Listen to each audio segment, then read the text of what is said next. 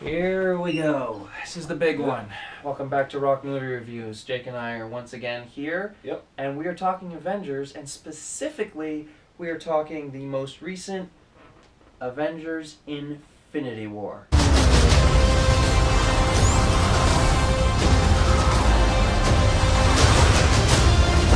end is near.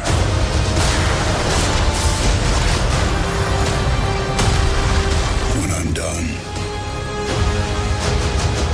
half of humanity will still exist.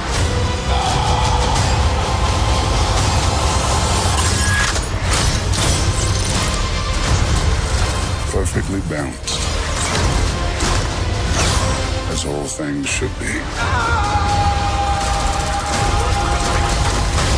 I hope they remember you.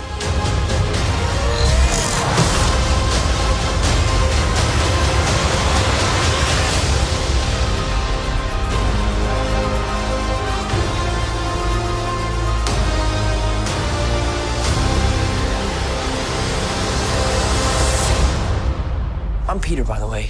Doctor Strange. Oh, you're using your made-up names. Then I am Spider-Man.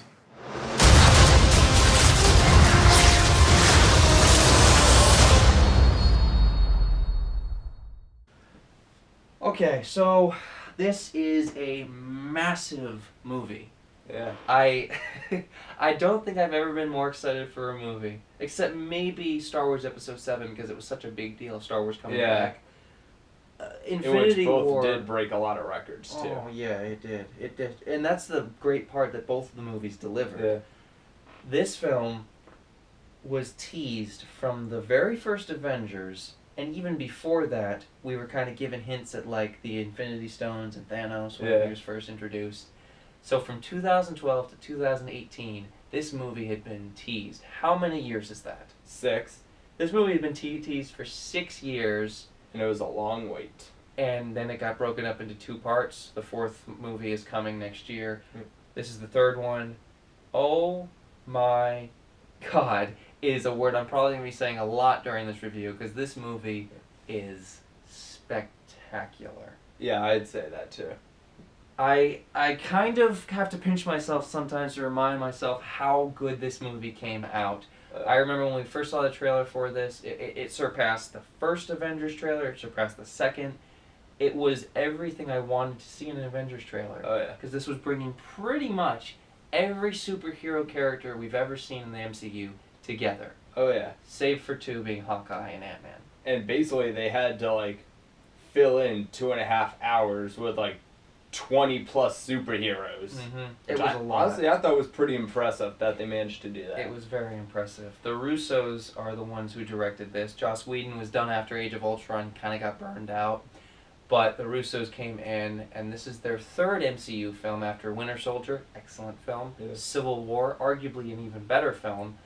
And Civil War showed that the Russos could balance this many awesome characters with a really grounded storyline. Yeah. I'm not sure if I like Civil War more than Infinity War. They might be on par with me. I don't know. What do you think? I'd say Infinity War is better. You do? No.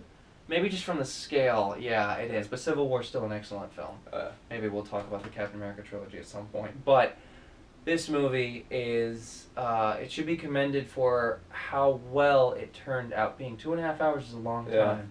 From beginning to end, this movie is the darkest of the 3 Avengers. Oh, yeah. Absolutely. It teams all of the original Avengers we've met, including new characters that we met in solo films, Doctor Strange, Black Panther, and all of their sidekicks that were introduced in those films. Oh, yeah. And the Guardians of the Galaxy. My personal favorite.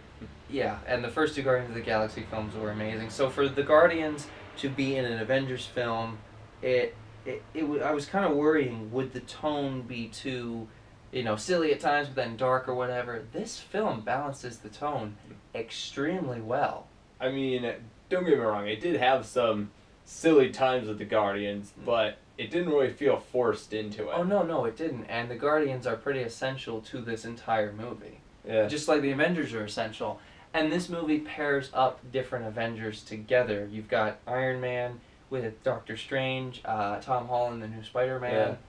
Mark Ruffalo is with them, and then I think and then Wong, which is Doctor Strange's buddy. Sidekick. Yeah, I don't think I'm missing anybody. They team up. Black and then Panther.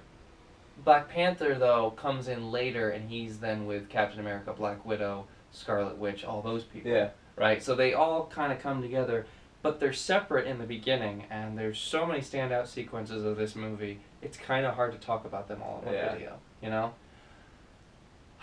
So this movie opens very somber. You immediately already get a sense of like kind of dread because you're hearing whoever saw the end of Thor Ragnarok knows what's coming. Oh yeah. And what came was exactly what I thought. Loki gets his neck broken by Thanos. Thanos essentially almost kills Hulk, almost kills Thor. Yeah. And blows up their ship, killing thousands of Asgardians with it. Yeah. Although we have been confirmed that Tessa Thompson's Valkyrie did survive. Yeah. She's not dead, but she's not in this movie.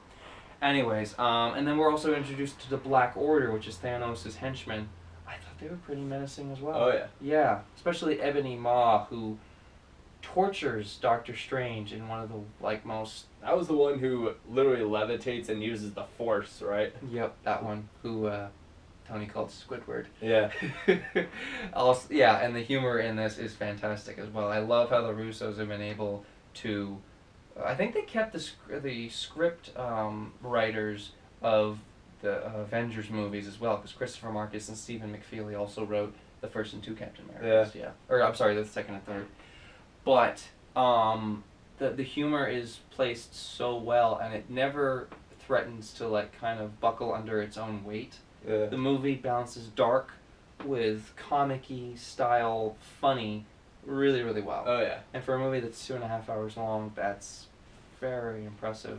So far, the Russos are 3 for 3 for me. Yeah. Winter Soldier, Civil War, Infinity War, and then of course Avengers 4. Well, I'm sure it's gonna deliver. You know. Oh yeah. Yeah. If this proved anything, it's that the Russos can make an Avengers film. They kind of proved that with Civil War. But they can make a really, really good one and an extremely emotional one. This one has a lot of deaths in it. And I had to kind of stop while I was watching it in the theater and remember, oh my god, this is a superhero film, but holy crap, that's dark, that's emotional. I'm sad that character's dead. Like, I can't believe they did that, you know? I know. So they gave humanity to these characters, and it's just so exciting. And seeing some of the Guardians meet with some of the Avengers, you know, here and there. We do get enough interactions between most of them that I'd say I was satisfied. Yeah. We don't get straight up all the Guardians, all the Avengers interacting. Yeah. But then again, that probably would have been more of a mess. Oh yeah. Yeah. So you know, I don't know if that would have been better, but just seeing all these characters on screen and having them do different things in the movie, but still come together in a cohesive way. We've never seen a movie on this scale before. So, and we kind of already covered the story, but this is the biggest stakes Avengers movie. Thanos is a incredible villain. Oh yeah. He's the best villain in the MCU, hands down. Yeah. Because the MCU doesn't have that I many know. great villains. But we were worried that Thanos was just going to be another big bad guy. Yeah. He has motivation. He cares. Josh Brolin did a fantastic job. I didn't hate him. That's kind of the one thing I noticed about Thanos. He kind of actually has a motivation to like. He believes what he's right. doing. Yeah. Whereas like, the Avengers didn't really have a reason. They just like stop Thanos.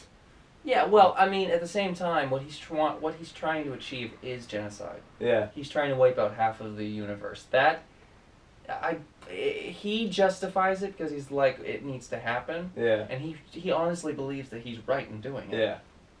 I don't think he is, clearly. Yeah. But the fact that his motivation is that he believes it will be for the greater good, I can understand that. Yeah. I didn't hate him as a villain. I saw he was a character. He was just, you know, and yes, he's the villain, but also you can relate to him in certain areas. Yeah, I agree. And his interactions with Zoe Saldana's Gamora are... Oh, yeah. Whew, man, they are good. So, yeah, story is the Avengers have to stop Thanos from wiping out half the universe. It's a bigger stakes version of the last two Avengers, but it's just blown completely out of proportion as far as like the scale. Yeah. This is cosmic. This is universe, planets, everything. It's not just Earth, because the first two Avengers movies dealt with just Earth. Yeah. And this time it's the entire universe. So that's about as big as you can up your stakes in a movie. Yeah. Oh yeah. And they did it.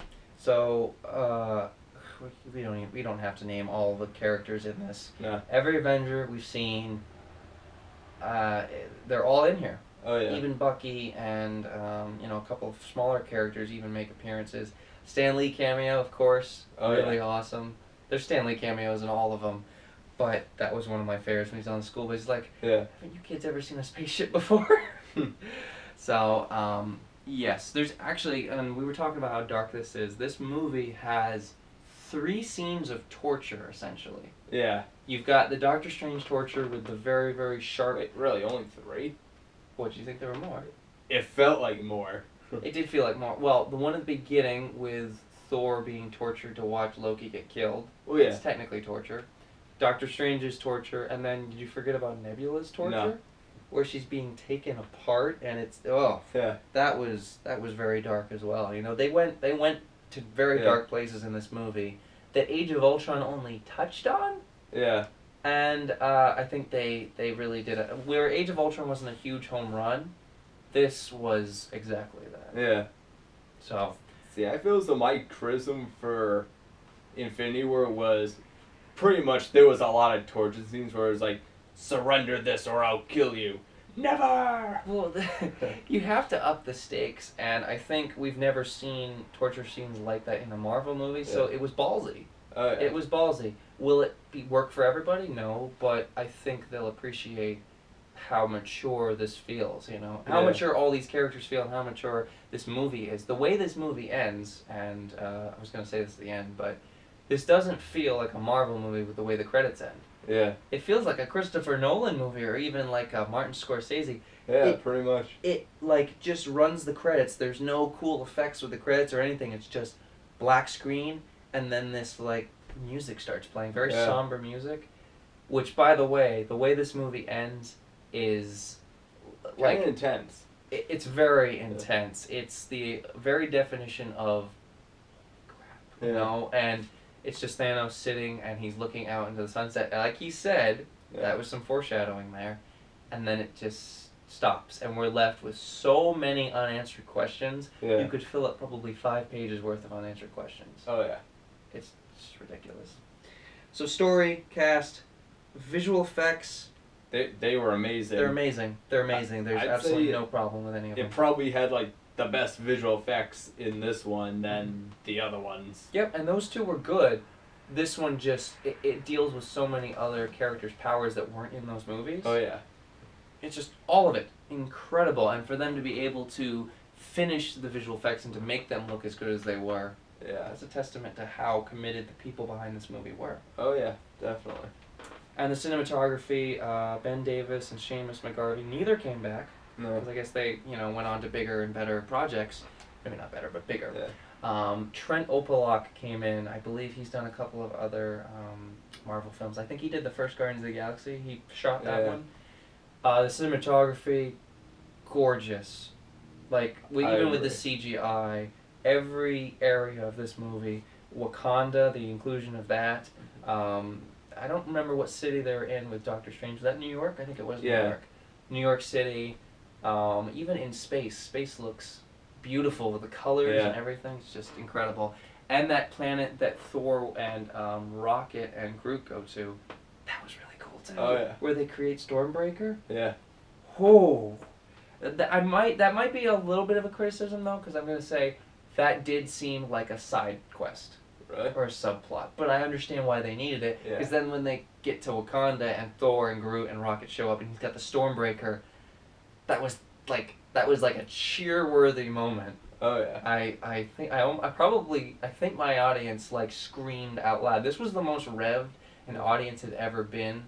I would compare it to when I saw The Force Awakens. Yeah. Because people were like legitimately reacting when Han Solo and Leia would first show up. But this was on another level than that. Yeah. So, but the cinematography was great. The music, Alan Silvestri came back to compose Yeah. this score, and he built off of so many different tones that fit the movie. I would say he should be applauded as much as the directors and writers because he fit the tone with the music, and he said that this was his hardest musical score to compose. Really? Yeah, because of all the changing tones. Yeah. And that classic theme is back. It's a little altered where it feels new enough, Yeah. but it's still got that core Avengers theme music, and it's used brilliantly in this movie. Yeah. It's used at least 3 or 4 times, I think. Yeah, I'd say so. Every time like certain characters show up for the first time, it was just awesome. Especially when Cap and his group show up to fight the Dark Order. That was incredible. That whole sequence was just great, and when he caught the staff. So, anyways, I really don't have any issues with this movie when it boils down to it. Yep.